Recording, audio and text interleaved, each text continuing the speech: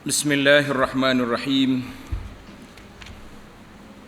Alhamdulillahi rabbil alamin wassalatu wassalamu ala rasuli rabbil alamin nabiyyina Muhammad ibn Abdullah wa ala alihi wa sahbihi wa man walah, amma ba'd.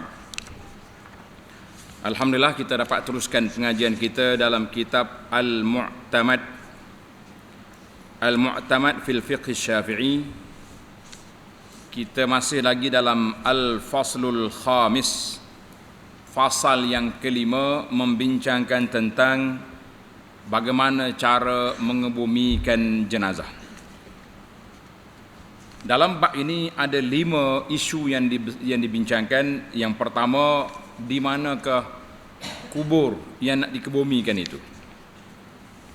Yang kedua, tentang dalam luasnya kubur. Yang ketiga, cara-cara nak masukkan jenazah ke dalam kubur. Yang keempat, nak letak mayat dalam kubur.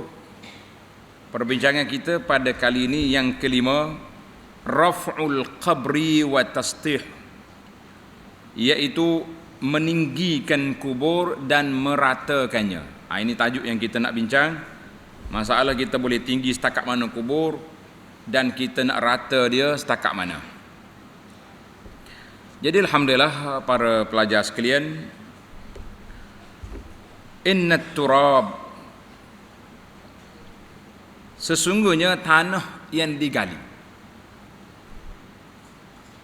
Tanah yang digali itu dia letakkan di atasnya. Maknanya kita gali, letak tanah di tepi kubur itulah. Sebab tanah itu akan masuk balik dalam kubur. Jangan gali pula pergi campur di luar. Maknanya tanah itu menunggu untuk masuk balik. Dan tidak ditambahkan. Jangan pergi cari lori lagi tanah mari tambah. Tak. Kita nak guna tanah yang sama untuk menimbus kubur yang telah digali. Sebab dia keluar boleh, takkan masuk tak boleh kan. Jadi jangan ditambah dengan tanah yang lain agar tidak terlalu tinggi. Supaya kubur kita tu jangan tinggi macam busuk. Orang kata macam pusu, tak boleh. Jika ditambahkan, maknanya kalau perlu untuk tambah, contohnya pasir kita ni lembut kalau dia jadi rapak, tak cukup, boleh kita tambah, maka tidak mengapa. Maknanya kalau perlu, jangan kata tanah tak cukup ni. Nanti mari pula jenis majalah yang suka kontroversi. Majalah khurafat. Dia kata tanah ni tak cukup ni, dosa banyak pula. Macam-macam cerita jadi, kan? Maka kita kena ambil tanah lain, pergi timbus, biar tutup molek kubur kita supaya tidak menjadi bahan permainan orang-orang yang tak reti bahasa. Jadi masalah yang pertama kita ni, iaitulah tulis tepi kita, masalah yang pertama, kadar yang dibenarkan untuk kita tinggikan tanah kubur itu. Setakat mana dia punya kadar ketinggian dia. Yundabu, mana elok, meninggikan kubur sekadar 1 jengkal. Setakat mana sejengkal? Ni je sejengkal. Daripada tanah asal dia, ni je boleh. Jangan ditinggi-tinggi. Kita letak sejengkal itu 2 sebab. Sebab yang pertama nak suruh nampak dia tu kubur. Sebab yang kedua, bila mari hujan, dia akan turun, kan? Maka kita letak lebih sikit. Kalau tanah keras, tinggi sikit lagi tak apa, sebab memang dia akan turun bila mari hujan. Akan turun bila hujan timpa dia. Apakah tujuan untuk kita tinggikan sejengkal itu? Liyu'raf, untuk dikenali. Orang tahu ni kubur ni jangan pijak. Lalu diziarahi dan dihormati. Kubur ni walaupun orang mati kat dalam tu, tapi kita kena hormat ke tuan dia. Jangan duduk main suka-suka, pakai letak tak tahu apa, jangan. Dan tidak dibongkar oleh orang yang ingin menguburkan orang lain. Jadi kalau kita tak anda tinggi sikit, nanti penggali kubur mari dia ingat tak ada orang, dia gali pula. Gali-gali jumpa tuan dalam. Nanya ke dia. Kena gali dia lain tempat. Itu dia panggil buat nanya. Maka ditinggikan sejengkal. Ini sebab-sebab ditinggikan. Tambahlah sebab yang ketiga, kerana di negara kita, khususnya negara Malaysia ini, negara yang hujan, maka bila hujan timpa dia akan turun. Jadi 3 sebab. Sebab yang pertama nak suruh tanda, orang tahu dia ni kubur, kan. Sebab yang kedua supaya tidak dikorek semula, digali oleh orang. Sebab yang ketiga supaya tanah itu bila dia mendak turun, taklah jadi berlubang atas kubur itu. Ini 3. Manakah dalil? Tengok dalil dia. Dalil yang ditinggikan itu 5 rawal Qasim bin Muhammad. Telah diriwayatkan oleh Al-Qasim bin Muhammad, katanya, dakhaltu ala Aisyah radhiyallahu anha. Muhammad bin Abu Bakar ni. Dia kata aku masuk ke rumah Aisyah, adik-beradik dia. Lalu aku berkata, ikshifi li an qabri Rasulillah sallallahu alaihi wasallam. Ya Aisyah, minta tolong buka tirai, aku nak pergi ziarah kubur Nabi sallallahu alaihi wasallam. Kubur Nabi duduk dalam rumah Aisyah, orang nak ziarah dia kena masuk dalam rumah dia. Fakashafat li an Rasulullah dan 2 orang sahabatnya, Abu Bakar dan Umar radhiyallahu anhuma. Lalu dia buka tirai, nampak 3 kubur. 3 kubur makam Nabi sallallahu alaihi wasallam, Sayyidina Abu Bakar dan Umar, 3 orang. La musyrifatin wala lati'atin. Lati'atin. Mana tidak terlalu tinggi dan tidaklah rata dengan bumi. Maknanya ada sikit naik. Itu dia panggil, hadis ini dikeluarkan oleh Abu Daud dengan sanad yang sahih. Alhamdulillah. Itu dalil boleh kita naik sejengkal kerana kubur Nabi sallallahu alaihi wasallam yang mulia itu, kubur dia pun tinggi sikit, naik. Itu masalah yang pertama. Letak nombor 2. Mana lebih afdal, kita samakan dia ataupun kita tinggikan sikit? Mana lebih afdal? Mana andai kata tidak jadi masalah kubur ni, kan, kita boleh letak tanda lain, letak batu nisan. Kita nak sama ke nak tinggi sikit? Ini tengok dia, ini dia panggil khilaf ulama dalam masalah ini. Khilaf ulama Islam dalam masalah nak meninggikan ini. Mana lebih baik? Itu bahasa dianya, mana lebih afdal. Mana lebih afdal. Tengok dalam kitab.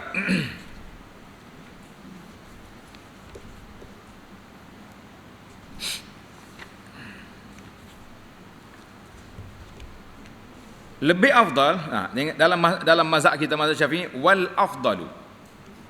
Mazhab Syafi'i ada apa? Wal afdalu, lebih afdal diratakan permukaan kubur sama seperti lantai rumah. Siapa dia kata? Mazhab Syafi'i kata lebih afdal kita ratakan dia sama. Tidak ada tinggi dan rendah padanya. Maknanya sama, tak ada tinggi rendah. Sama macam lantai, macam tanah biasa. Itu lebih afdal. Menurut siapa? Menurut mazhab Syafi'i. Dan ia lebih afdal dari tasnim. Apa makna tasnim? Bonggol. Kita buat macam bonggol unta tu. Orang panggil bonggol unta tu, itu dia panggil tasnim. Sanam.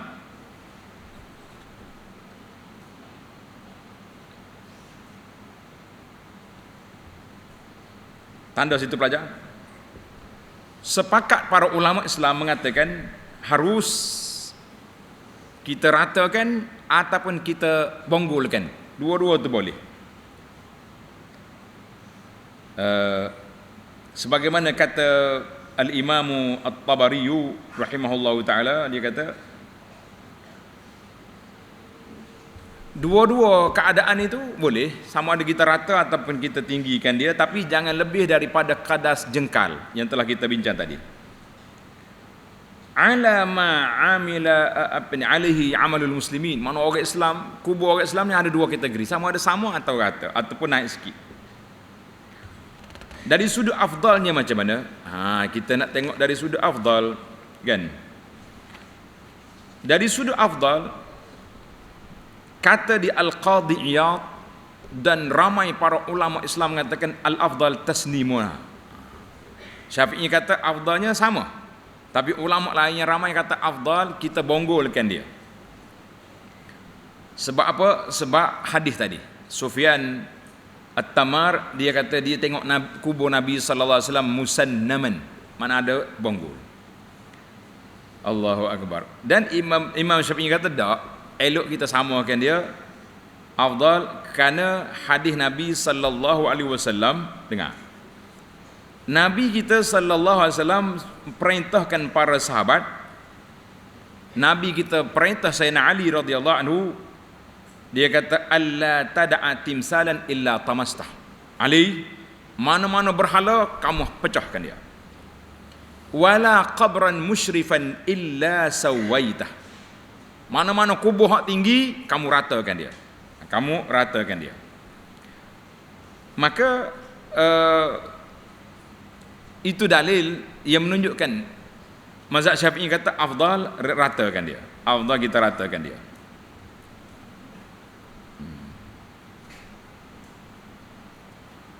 Dan kata Syafi'i lagi, tanda ni pelajar dalam kitab wa uhibbu an la yuzada fil qabri turabun min ghairihi. Aku suka jangan dimasukkan tanah lain ke dalam kubur yang kita gali itu. Maknanya tanahnya biar tanah hak kita gali itu ya. Hak lain-lain jangan dicampur. Jangan dicampur, kan? Baiklah. Kita pergi kepada masalah yang seterusnya. Masalah berapa kita? Masalah yang ketiga. Boleh letak nombor 3. Nombor 3, dan sunat meletakkan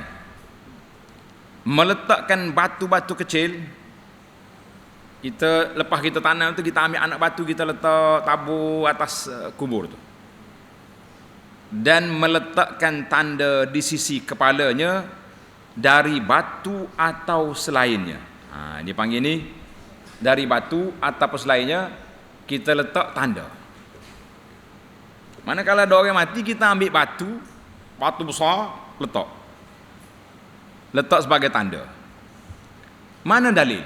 Ini kitab kita ni menarik, walaupun dia ringkas, tapi dalil. Dalilnya Nabi sallallahu alaihi wasallam, lamma mata Utsman bin Maz'un, orang Muhajirin yang terawal meninggal di Madinah, maka Nabi sallallahu alaihi wasallam bawa dia dan dikebumikan di perkuburan Baqi' Madinah. Maka Nabi sallallahu alaihi wasallam suruh sahabat pergi ambil batu. Mau ambil batu tu, mari sini, aku nak letak sebagai tanda. Masya-Allah. Sahabat tu pergi, batu besar, lam yastati', tak mampu dinaikkan. Bila dia kata Rasulullah berat, Nabi sallallahu alaihi wasallam sendiri pergi. Bukan sahaja pergi, dia lipat lengan baju dia tu sebab nak angkat batu tu, takut kena debu.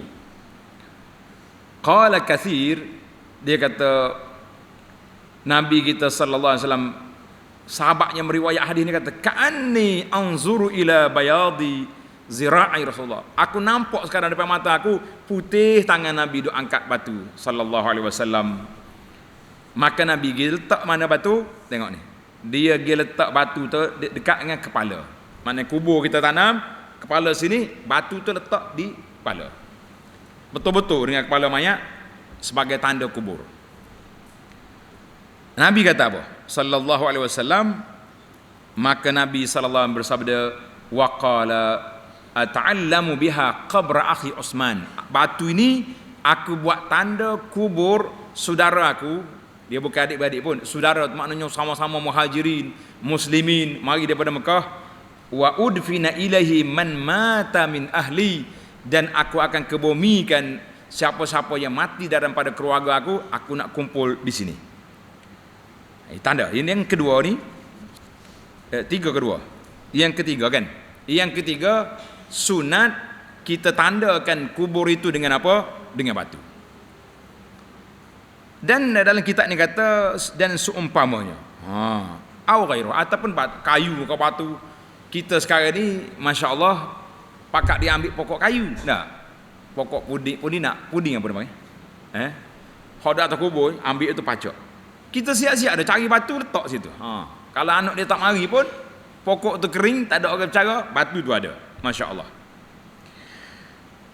Tanda hadis ni, hadis buat tanda ni dia panggil ta'lim al-qubur. Kata di para ulama hadis, wa fi hadzal hadis. Hadis ini juga menandakan istihbab jam'il mauta al-aqarib.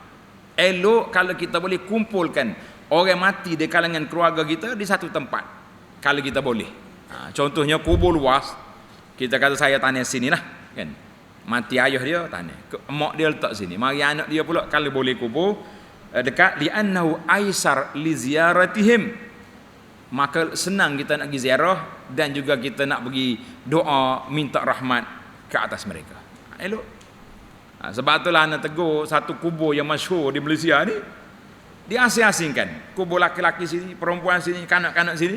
Mana kalau orang mati serentak, pak beranak mati aksiden, nah, ayah sini, mak sini, anak sini, cucu, jadi lain-lain tempat. Kita kata mengikut dalam ulama hadis kata, hadis ini menunjukkan bahawa elok kita kumpulkan setempat keluarga itu. Dalilnya Nabi kata apa? Ata'allam, aku jadikan batu ini tanda kubur Uthman bin Maz'un, wa adfa ilahi man mata min ahli, orang yang mati di kalangan keluarga nanti aku nak letak sini. Masya-Allah sallallahu alaihi wasallam. Itu yang isu yang ke berapa? Yang ketiga. Maknanya kalau orang mati ambil batu tanda. Eloknya batu sungguh, batu-batu dia panggil. Jangan, kalau boleh bukan batu hak kita buat. Kalau tak ada apa ayuh nak cari batu. Biasa orang panggil batu nisan. Ya. Batu nisan ke batu nesan? NI kan NI. Sudah. Batu ni. Yang penting batu nisan orang tanda banyak. Batu nisan tu kita nak buat dengan apa? Ini timbul soalan. Batu nisan tu nak buat dengan apa? Tanda. Baik, satu lagi. Sebelum kita pergi ke batu nisan, tanda dulu. Boleh tak kita tulis atas kubur? Biasa kita duduk berlagu tulis nama atas batu. Tak, sekarang ni kita nak tulis nama atas kubur. Boleh ke tak boleh? Kitabah makna menulis nama di atas kubur. Baik. Tanda pelajar. Perkara yang keempat, menulis nama di kubur. Dalam sebuah hadis, anda hadis ini. Hadis Nabi sallallahu alaihi wasallam sebut, naha Rasulullah sallallahu alaihi wasallam an yujassasal qabr. Satu, Nabi kita larang buat buat semin ataupun marma yang kita akan bincang lepas ni. Wa an yaq'uda alaih, Nabi kita larang duduk. Wa an yubna alaih, larang binaan. Ada riwayat tambahan wa an yuktaba alaihi, dilarang menulis atas kubur. Maka nak tulis atas kubur, maka para ulama mengatakan karihal ulama, para ulama mengatakan tidak elok kita pergi tulis nama di atas kubur kerana hadis ini larang. Wafil hadis, dalam hadis ini an-nahyu anil kitabati 'alal qubur, larangan menulis nama atas kubur. Menulis nama atas kubur larang. Kata di para ulama, yang zahir daripada hadis ini semua jenis tulisan tidak dibenarkan. Ada setengah kata kalau tulis ayat Quran lagi tidak dibenarkan. Sebab nanti benda-benda hayawan mari duduk lalu kau tu, hayawan mana reti kubur dia. Nah, manusia macam hayawan pun ada juga langkah atas kubur, ada ke tak ada? Ada juga. Maka kalau kita tulis ayat Quran ke, tulis doa Allahumma filahu, itu semua perkara yang tidak baik. Perkara yang tidak baik, yang dilarang. Baik, kalau kita tak tulis langsung, nanti kita tak kenal. Maka di sini sebahagian ulama mengatakan boleh kita tulis sekadar tanda. Tanda aja tulis. Kita tulis contohnya kalau hak senang tulis nombor. Nombor 112, kita pun tanda 112 ni ayah kita. Itu lebih baik. Ataupun sekadar tulis nama orang. Kita kata orang mati nama dia Yusuf bin Dalah. Yusuf Dalah, cukup sekat tu. Jangan duk tulis Allahumma filahu, tidak perlu. Kerana hadis itu ada larang. Walaupun sebahagian ulama mengatakan hadis itu tidak sahih, tapi ramai yang mengatakan hadis ini hadis yang warada bi ziyadatin, az-ziyadatu tambahan wal kitabah wa an yuktaba alaihi itu isnaduha sahih. Jadi ada larangan sini. Maka para jemaah sekalian, jangan sekali-kali kita menulis-nulis nama di atas kubur. Sekarang ni macam-macam tulisan ada. Siap dengan pangkat lagi, siap dengan tidak perlu. Biarlah dia dengan kubur dia sebagaimana kata bila orang tu nak buat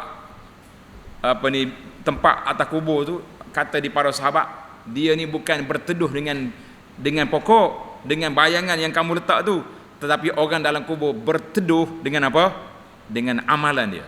Kita tulis ke tak tulis, malaikat kenal kubur dia, cuma kita tanda. Jangan melampau-lampau dalam tulisan. Sekadar perlu boleh.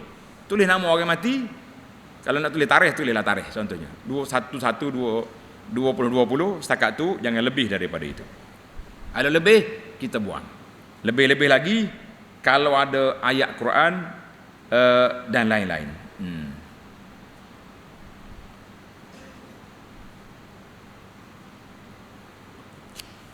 Itu pun sebahagian ulama kata sebarang tulisan makruh. Makruh itu maknanya tidak baiklah tu, kan? Makruh maknanya tidak baik. Kita pergi kepada perkara yang ke-5. Tengok, tulis nombor 5. Wa yukrahu an yujassasal qabr.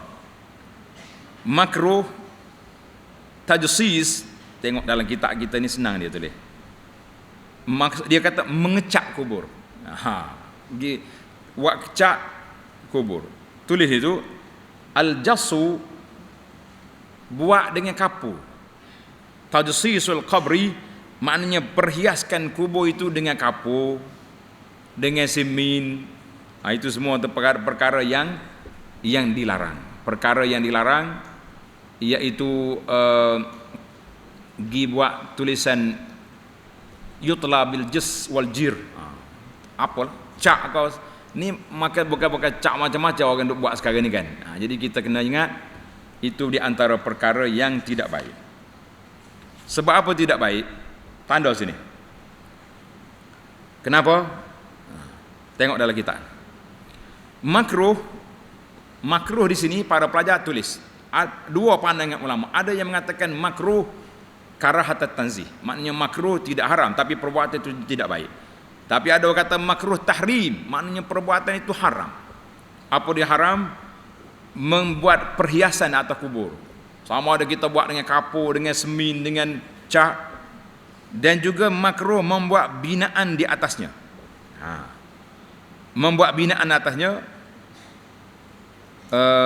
Wa an yuktaba alaihi, dan menulis nama pemiliknya sebagainya. Kita kata pemilik kubur, tua kubur dia duduk dalam, tak ada apa dah kan. Nama kita dah sebut tadi. Seperti yang diriwayatkan oleh Jabir radhiyallahu anhu, katanya, apa dia kata? Kata Jabir radhiyallahu anhu, naha Rasulullah sallallahu alaihi wasallam an yujassasal qabru wa an yaq'uda alaihi wa an yubna alaihi. Tengok. Nabi sallallahu alaihi wasallam melarang.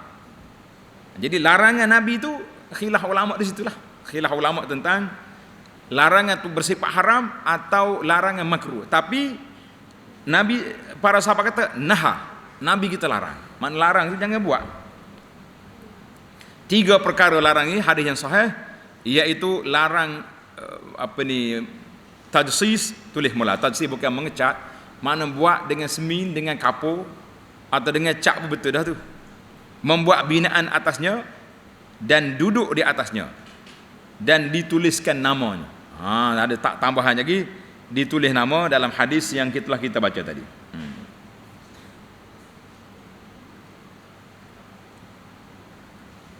Dan wala karaha fi tatin, dan tidak makruh melumuri lumpur. Maknanya kalau kita ambil tanah, kita buat likur kubur tak apa. Yang makruhnya buat binaan dengan semin. Jadi semin yang kita ada hari ni seperti yang kita tengok hari ni. Kan? Seperti yang kita tengok sekarang. Dengan kapuk, orang panggil kapuk. Berapa harga kapuk tu? Berapa harga? Kalau buat yang hok ni, hok buat dengan mozaik tu, berapa harga? 4,000. Ini semua pembaziran. Nabi kita larang. Maka dalam masalah ini, dalam kitab kita kata makruh. Tengok dalam kitab sunnah ni, wa qad hamalal jumhur an-nahya 'alal karahah. Ramai ulama kata nak larangan itu makruh, mana perbuatan itu tidak baik. Wa hamalahu Ibnu Hazm 'ala tahrim. Ibnu Hazm dan sebagian ulama lain kata iaitulah haram perbuatan yang tersebut. Kita tengok dalam kitab yang lain, dalam kitab fiqh fiqh al-manhaji yang telah kita baca, dalam fiqh manhaji yang telah kita jilid yang pertama, dia kata yukrahu tasydidul qubur, makruh ataupun dilarang membuat binaan di atas kubur, tak kiralah sama ada dengan semi ke, dengan kapur ke, dengan seumpamanya. Hadis dalil. Fa in bana. Kalau dibina, ini jelas tanda ini. Kalau dibina dengan rukham tu marma. Kalau dibina dengan rukham, dengan marma, dengan mozaik, kana haraman li mukhalafatihi syadidah, adalah perbuatan yang haram kerana dia menyalahi teruk pelanggaran dia dengan larangan Nabi sallallahu alaihi wasallam. Satu. Kenapa ulama kata kalau buat dengan marma itu haram? Sebab dia bertembung dengan larangan Nabi sallallahu alaihi wasallam. Walima fi dzalika min idha'atil mal, dan dia juga mensia-siakan harta yang dilarang oleh syarak. Yang ketiga, wa ma fihi minal mubahati wal mufakharati, dia juga termasuk dalam nak menunjuk-nunjuk, nak berbangga-bangga. Kita sayang ke ayah kita buat kubur, kapuk dia dengan marma yang harga beribu-ribu. Buat apa? Baik buat ribu-ribu, buat rumah orang miskin, boleh pahala kepada ayah kita. Buat kapuk tak dapat pahala. Jadi ini di antara dalam kitab fiqh manhaji, sangat jelas, lebih jelas daripada Mu'tamad dalam masalah ini. Tuan-tuan boleh tengok jilid yang pertama di akhir kitab. Itu yang dilarang. Kalau buat dengan rukham, dengan marma, dengan mozaik, haram. Makruh tadi setakat yang ada ni. Setakat buat dengan jas, dengan tajsis, dengan kapur, dengan semi, itu pun jangan lebih daripada 1 jengkal. Ingat. Tidak kata tinggi-tinggi, jengkal je boleh. Sekadar kita nak tanda kubur kita saja. Masya Allah, tabarakallah. Jadi jangan lebih daripada la yurfa, jangan diangkat lebih daripada 1 jengkal, ala shibrin, jengkal. Jadi kita kena baiki lah kubur kita sekarang ni, kita kena baiki balik. InsyaAllah kita berusaha untuk laksanakan sunnah ini. Hak mana tinggi-tinggi, kita rendahkan dia. Hak mana buat dengan marma, hapuskan. Sebab dalam kitab kita, ini kitab fiqh Syafi'i semua yang kita baca ni, semuanya mengatakan perbuatan itu haram sekiranya dibuat dengan rukham, dengan marma ataupun dengan mozaik, dengan yang maha-maha, itu tidak boleh. Allahu Akbar. Ini jadi hadis kita ni jelas. Yang kelima ni tak boleh kita buat binaan ataupun dia panggil marma atas kubur. Baik, timbul lagi soalan tanda yang keenam. Perkara yang keenam, Nabi kita sallallahu alaihi wasallam larang buat pembinaan kubur dengan batu kapur, kan? Nabi juga sallallahu alaihi wasallam suruh kita sama-samakan dia. Jadi bila kebinaan dibenarkan? Tanda. Binaan dibenarkan sekiranya takut. Contohnya kubur ni duduk di lereng bukit. Mana kalau kita tidak bina dengan batu kukuh, nanti mari air kuat terbongkar kubur. Maka di situ dibenarkan. Kalau setakat tu boleh. Itu dia panggil di antara binaan yang diharuskan. Ataupun kawasan ni banyak binatang buas yang suka korek kubur. Dia kita semi atas tu supaya dia tak boleh korek. Ataupun bahasa jenis mak gapo tahu. Mak ngorek kubur kalau ada, nabash dipanggil. Dah. Kalau orang tanah yang banyak, dia korek ambil kain kafan. Maka kita boleh buat binaan seming kuat atas kubur. Tapi kalau lain daripada itu jangan. Tidak dibenarkan. Tidak dibenarkan. Itu saja yang diharuskan. Baik. Dalam perbincangan kita tadi, tulis pelajar. Ulama kata yukrah, makruh. Bila ke status binaan atas kubur itu makruh? Kata Imam Nawawi, tulis. Qala Nawawi rahimahullahu taala, tidak ada beza.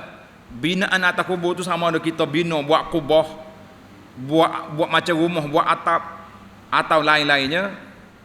Kalau sekiranya orang itu tanam mayat dalam tanah dia sendiri. Boleh. Sekiranya dia kebumikan mayat dalam tanah dia.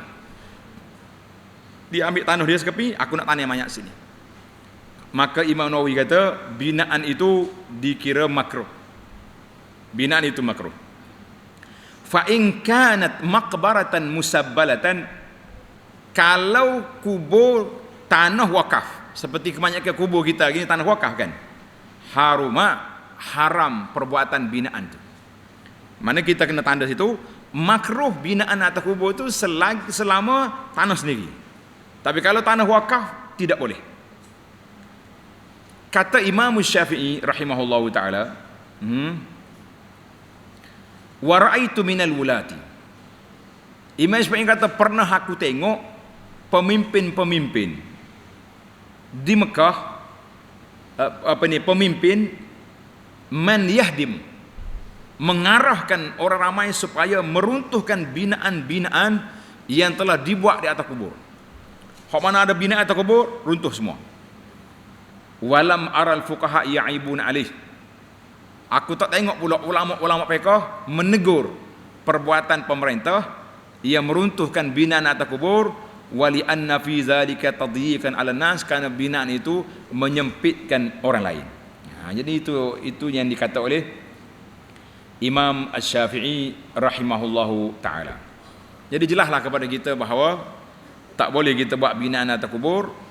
Kalau ada kapuk-kapuk binaan yang ada tu, kita kecilkanlah, turun, jangan lebih daripada sejengkal, itu pun kecil, sekadar tanda kubur saja. Jangan lebih daripada itu. Habis nak apa? Tanda batu nisan. Kan Nabi kita ambil batu tadi letak situ. Kita nak cari batu payah lagi cari batu. Tapi batu nisan pun jangan ada mozaik, jangan ada marmar, jangan duk tulis-tulis pelik-pelik situ, jangan. Sekadar tulis nombor boleh. Kita kata tulis nombor ya ayah kita ni berapa. Kita ingat nombor 10 keluarga kita, family kita dah. Ni setengah orang ni tulis Al-Fatihah lah, macam-macam kullu nafsin za'iqatul maut, ya ayuhan nafsul mutmainnah. Ada tulisan-tulisan itu perlu dihapuskan. Maka kata di dalam kitab fiqh juga ni, dia kata hasilnya binaan di atas kubur itu dilarang. Cuma para ulama berbeza. Dia kata kalaulah binaan itu di kubur awam hudim boleh diruntuhkan, dan maka makruh itu berpindah kepada makruh haram, sebagaimana yang telah diputuskan oleh Imam An-Nawawi rahimahullahu taala. Baik, kita pergi pula ke cerita lain. Panjang ni cerita kubur ni. Masalah yang seterusnya. Berapa dah kita masalah? 7. Tengok, wala karahati, tengok kita. Dan tidak makruh tatiin. Manakala kita ambil tanah ya, seluk tanah kekah tu kita susun atau kubur, itu tidak dilarang. Masalah yang ke-7. Tulis. Haram mengkebumikan jenazah sebelum disolatkan. Jangan kebumi. Haram kebumikan jenazah sebelum disolatkan. Kita tak ingat. Kita hantar mayat ke kubur. Sambil-sambil duduk tunggu orang semaya mari, si penggali kubur buat masuk dah mayat dalam kubur. Siap dah timbul. Mari anak dia mana kubur, mana mayat ayah aku ni nak solat. Kita tanya siap dah. Apa jadi? Bagaimana? Jika mereka mengkebumikannya sebelum disolatkan atau tidak dihadiri oleh orang yang diwajibkan mensolatnya, tak ada orang mari contohnya musim Covid ni, lalu dikebumikan, ia tidak boleh dibongkar untuk disolatkan dan wajib disolatkan atas dalam kubur. Maknanya kita tak payah gali semula, kita duduk atas kubur dia, kita solatnya atas kubur. Kita dah bincang dulu, boleh solat jenazah di atas kubur. Tak boleh solat sunat, solat fardu tak boleh di atas kubur, yang bolehnya solat jenazah saja. Dan wajib disolatkan atasnya dalam kubur. Mana dia dalam kubur, kita duduk atas. Kerana solat sampai kepadanya dalam kubur. Dan jika dikebumikan tanpa dimandikan. Jangan. Kalau bumi tak mandi, macam mana pula? Atau tidak dihadapkan ke kiblat dan tidak ditakutkan kerosakan jika dibongkar, wajib dibongkar kubur dan dimandikan dia. Orang ni cakap, kita tak tahu apa. Dia mati, kita pakai tanah. Mandi ke tak? Tak. Kafan? Tidak. Pakai tanah begitu. Solat pun tak. Wajib kita kena buka balik. Kalau lah mayat tu dijangka tidak rusak lagi. Tapi kalau banyak hari dah buka, tak jadilah. Kan?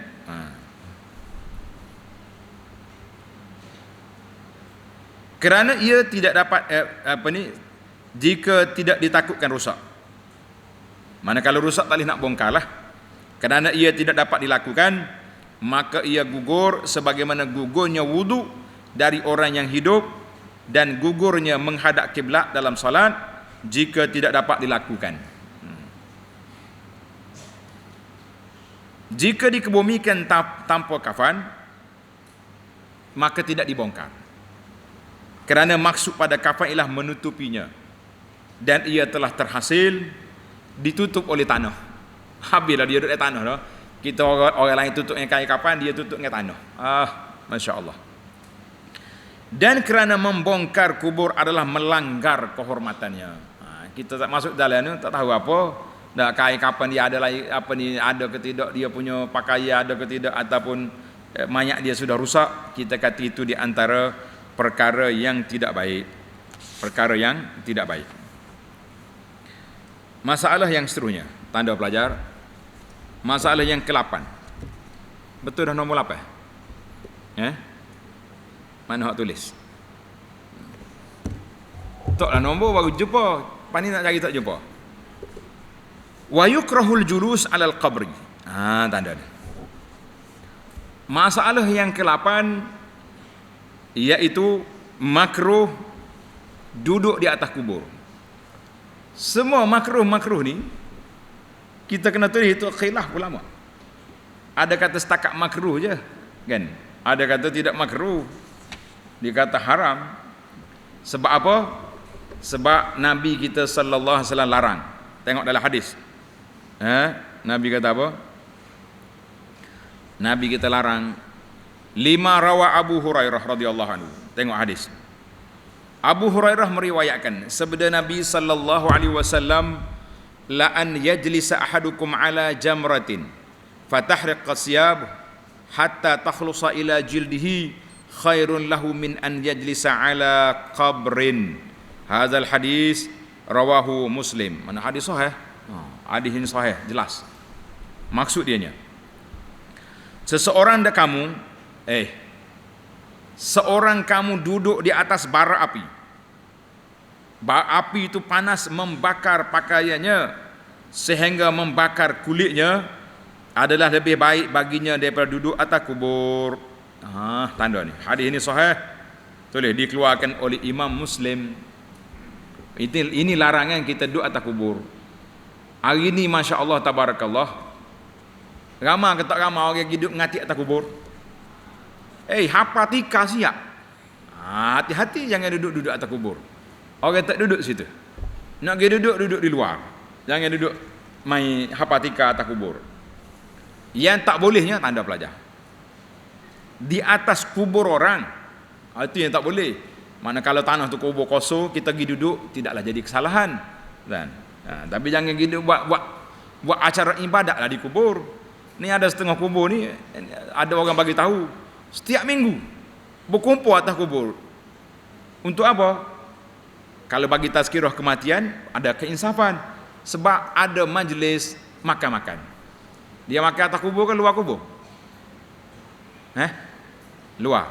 Maknanya tepi kubur makanan, masuk dalam kubur, mengatik dan apa-apa acara. Lepas tu kita kata janganlah pergi buat acara makan-makan di kubur.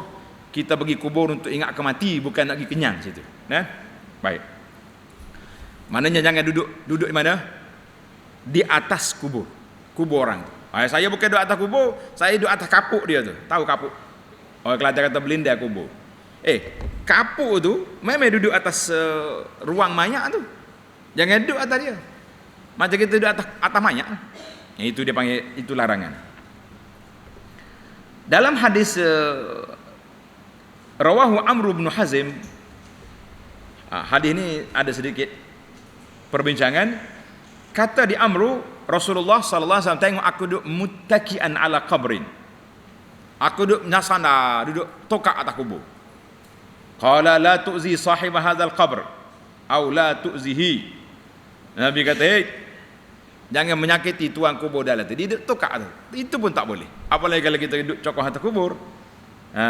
Maka sebahagian ulama dalam kitab kita ni kata makruh. Ibnu Hazm kata haram. Ada juga sebahagian ulama kata haram tu kalau nak pergi buang air atas kubur. Tu tak usah cakap lah. Kenapa pula pergi tak buang air? Dia kata haram tu bukan duduk, pergi buang air, dia kecil atas kubur. Qala An-Nawawi hadza ta'wilun dha'ifun au batil. Huraya lagi ni tak boleh pakai ni. Yang betulnya iaitulah larangan duduk di atas kubur orang. Hati-hatilah pelajar, jangan duduk atas kubur. Jangan duduk lalu pijak atas kubur orang. Itu di antara perbuatan yang tidak boleh, yang tidak baik. Baik, kita pergi satu lagi, tengok yang ketujuh, yang ke-8 dah kita ni. Yang ke-9. La yukrahu al-mashi 'ala al-maqabir. Masalah berjalan atas kubur. Kita jalan atas kubur boleh tak ni?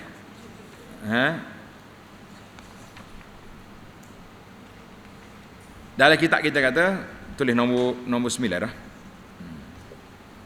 Akan tetapi ni. Payah terjemah dia kata, lakin la yukrahul mashi. La yukrah. Akan tetapi tulis tu. Tambah ada gugur. Tidak. Tambah tidak. Dalam fiqh kita kata tidak makruh berjalan di kubur dengan memakai sandal, pakai selipar, kasut. Tidak makruh. Khilaf ni, ada setengah kata tak boleh. Tak boleh pakai sandal atau kasut, seperti mana diriwayatkan oleh Anas dalam hadis yang sahih. Tengok ni. Innal 'abda idza wudi'a fi qabrihi wa tawalla ashabuhu innahu la yasma'u qar'ani 'alihim. Tengok. Kata Nabi SAW, apabila seorang hamba dikebumikan dalam kuburnya, kemudian ditinggalkan oleh kawan-kawannya. Bila sudah kita tanam mayat, kita pun nak balik kan? Maka dia akan mendengari bunyi hentakan tapak kasut mereka. Itu dalil. Dalil apa ni? Dalil menunjukkan bahawa hadzal hadis istadallal ulama bihadzal hadis ala jawazil mashi fil maqabiri min na'li. Dalilnya boleh kita berjalan pakai selipar atas kubur. Ini ada setengah video baru ni keluar, pergi kubur jangan pakai selipar. Macam mana kita nak buat? Memang ada larangan. Tulis pelajar. Larangan pakai selipar pergi atas kubur. Bukan pijak kubur, masuk dalam kawasan kubur. Wa karihal Imam Ahmad. Imam Ahmad kata makruh berjalan dengan selipar as-sabtiyah fil maqabir. Apa mana selipar sabtiyah ni? Dia kata selipar yang dibuat daripada kulit. Comel lah dia tu. Ni dalil dianya. Dalil dianya Rasulullah sallallahu alaihi wasallam tengok ada seorang lelaki berjalan atas kubur pakai selipar.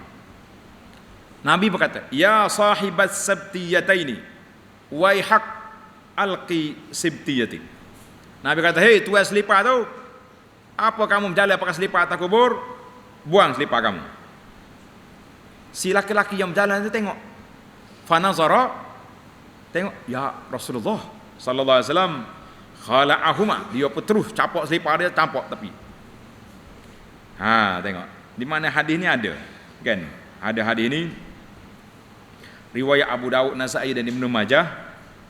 Kata di Al-Khattabi, tulis pelajar. Al-Khattabi ni dalam kitab dia Ma'alimus Sunan, seorang ulama hadis. Dia kata yushbih, larangan tadi melebih pada selipar hak comel, selipar lawa-lawa kata.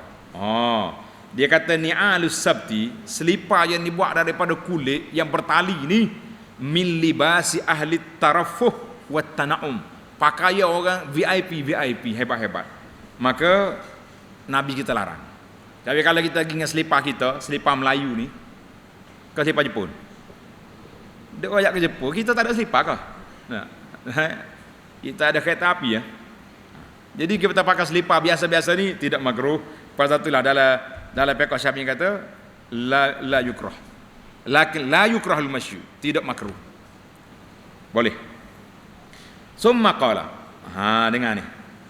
Kata di Al-Khattabi rahimahullah, maka Rasulullah sallallahu alaihi wasallam dalam hadis ni suka an yakuna dukhulul maqabir, kita masuk di ziarah kubur ni kita berpakaian tawadhu, pakaian biasa-biasa ya. Biasa-biasa. Jangan pakai baju kuk, kalau kuk itu biasa pakai gitu tak apa. Mana orang panggil berhias-hias pergi kubur, itu tidak baik. Tadi kita sebut Imam Ahmad kata makruh kan. Tapi dia kata fa iza kana hunaka uzrun, kalau kita uzur, kubur kita ni banyak duri, banyak kaca, banyak benda-benda, kalau tak pakai selipar masalah, maka hilanglah makruhnya, alhamdulillah. Atau banyak najis-najis, maka hilanglah makruhnya. Itu di antara perkara yang kita kena ingat. Baiklah, kita pergi ke yang ke-10. Yang ke-10 ni yang terakhirlah kita bincang insya-Allah. Wa yukrahu bina al-masjid 'ala al-qabri. Makruh. Tengok, dalam kitab ni kata makruh. Setakat mana makruh tu? Membina masjid atas kubur. Tak boleh. Membina masjid di atas kubur. Sama ada mayat itu orang soleh atau lainnya. Tulis. Dalam kitab kita, kitab fiqh mazhab Syafi'i, ada sebahagian kitab mutaakhir. Bukan kitab awal-awal, kitab akhir-akhir ni. Ada beberapa nama kitab yang ada saya senaraikan di sini. Mereka mengatakan kalaulah kubur orang soleh, wali-wali, boleh dibuat binaan di atas kubur untuk orang nak pergi ziarah dan sebagainya. Alhamdulillah. Tetapi yang mu'tamad, tanda yang mu'tamad dalam kitab kita ni, nama dia pun Al-Mu'tamad. Dia kata tetaplah larangan itu bina membina binaan atas kubur itu dilarang. Tak payahlah kita sibuk-sibuk. Wa qad ittafaqal mazahibul arba'ah ala tahrimi zalik. Sepakat para ulama dalam fiqh empat mazhab ni mengatakan haram buat binaan seperti masjid di atas kubur. Walaupun atas kubur orang soleh, sebab larangan keras. Tengok larangan ini. Orang soleh yang masyhur atas lainnya. Sekarang ni jangan main. Mati orang soleh, orang kira orang soleh, tuan guru hebat-hebat, pakak buat binaan besar-besar.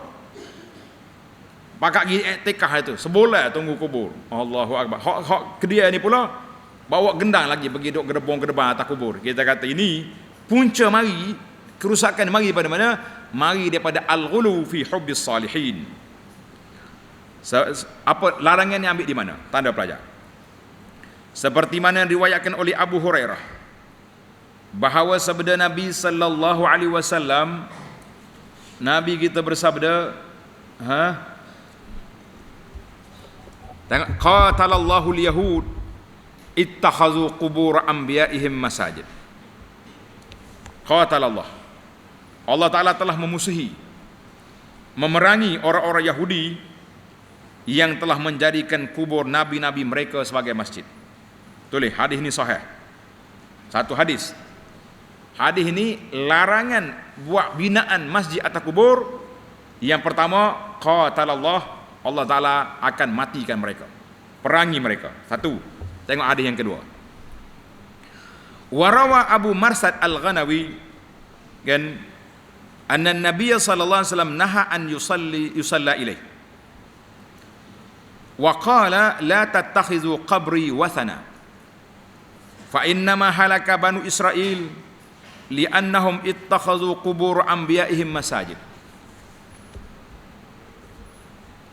Tengok hadis daripada Abu Marsad Al-Ghanawi bahawa Nabi sallallahu alaihi wasallam melarang solat dengan menghadap kepadanya. Jangan kita balik solat ke arah Nabi sallallahu alaihi wasallam, jangan. Termasuklah ke arah kubur dia. Wala tattakhizu qabri wasanan, dan jangan kamu menjadikan kubur aku seperti berhala. Allahu Akbar. Kalau kubur Nabi tidak dikawal seperti sekarang ini, kita boleh bayangkan bagaimana orang duk gosok, penat. Tapi Allah Ta'ala kabulkan doa Nabi, Allahumma la taj'al qabri wasanan yu'bad, jangan jadikan kubur aku seperti berhala yang disembah. Maka alhamdulillah kubur Nabi dikawal yang begitu rapi. Orang nak masuk dekat pun tak boleh. Ada pagar besi, ada tembok semin, macam-macam. Yang ketiga, sesungguhnya Bani Israel binasa kerana mereka menjadikan kubur nabi-nabi mereka sebagai masjid. Jadi hadis ini dua tanda pelajar. Yang pertama tadi qatalallah. Yang kedua naha, Nabi kita larang. Kan? Tengok hadis yang ketiga. La'anallahu al-yahuda wan nasara. Allah Ta'ala laknat Yahudi dengan Nasara. Ittakhazu qubur anbiya'ihim masajid, mereka telah membina kubur nabi-nabi dia jadi masjid. Kata Aisyah, falaula zak, kalau tidak kerana itu tak bimbang orang kacau kubur Nabi sallallahu alaihi wasallam, ubriza qabruhu, aku buka kubur Nabi, orang boleh tengok. Tapi aku bimbang kerana Nabi juga bimbang dalam doa Nabi, larangan Nabi, Aisyah tutup kubur Nabi sallallahu alaihi wasallam, siapa nak ziarah kena minta izin nak masuk. Alhamdulillah Allah Ta'ala selamatkan. Hadis ini juga dalam Bukhari dan Muslim. Berapa dah kita ni? Laknat lagi, qatala, yang ketiga tadi naha, ada lagi satu masa Aisyah radhiyallahu cerita ketika Nabi sakit, Nabi kita nak wafat sallallahu alaihi wasallam. Isteri-isteri dia cerita tentang apa yang mereka tengok di bumi Habasyah. Ummu Salamah, Ummu Habibah yang pernah berhijrah ke Habasyah, dia pun cerita kubur-kubur di Habasyah dibina masjid comel-comel. Nabi pun tengah sakit nak wafat, Nabi kita rafa'a ra'sahu, Nabi kita angkat kepala dia, jengok. Kata Nabi sallallahu alaihi wasallam, ulaik, mereka itu apabila mati laki-laki yang soleh di kalangan mereka, banau ala qabrihi masjidan, mereka akan bina di atas kubur orang soleh itu masjid. Sekarang ni berlaku ke tak berlaku? Nih, kubur orang wali-wali ni, orang besar-besar, habisnya pakat jadi masjid belaka. Summa sawwaru tilka suwar, mereka juga buat patung-patung, patung untuk wali nama dia. Kata Nabi sallallahu alaihi wasallam, ulaika syirarul khalqi indallah yaumil qiyamah, merekalah manusia yang paling jahat di sisi Allah Taala pada hari kiamat. Di dalam hadis ini ada 4 laknat, qatalallah, Nabi kita larang, manusia yang paling jahat, manusia yang buat binaan masjid di atas kubur. Allahu, hadis ini dalam Bukhari Muslim. Allah, kata Al-Imam Ibn Hajar rahimahullah, Nabi sallallahu alaihi wasallam setelah hampir dengan wafat, Nabi kita bimbang, takut kubur dia nanti akan diperlakukan oleh seperti orang Yahudi dengan Nasara, takut ada orang Islam ikut perangai apa tu, maka Nabi awal-awal lagi memberi laknat, qatalallah, dan juga larangan. Masya Allah, tabarakallah. Kata di Imam Ibn Rajab dalam Fathul Bari, hadzal hadis yadullu ala tahrimi bina'il masajid ala quburis salihin, haram bina masjid atau binaan yang comel-comel di atas kubur orang-orang yang saleh. Tak kira lah orang saleh tu sama ada dia nabi ataupun tidak. Seorang ulama, tanda pelajar, Al-Imam Ibn Hajar Al-Haytami, dalam kitab dia, nama dia Az-Zawajir, tulis nama kita, Az-Zawajir an iktirafil kabair, larangan jerkahan daripada menghampiri dosa-dosa besar. Dia telah senarai dalam kitab dia ni, dosa besar yang ke-93 apa dia? Membina kubur jadi masjid.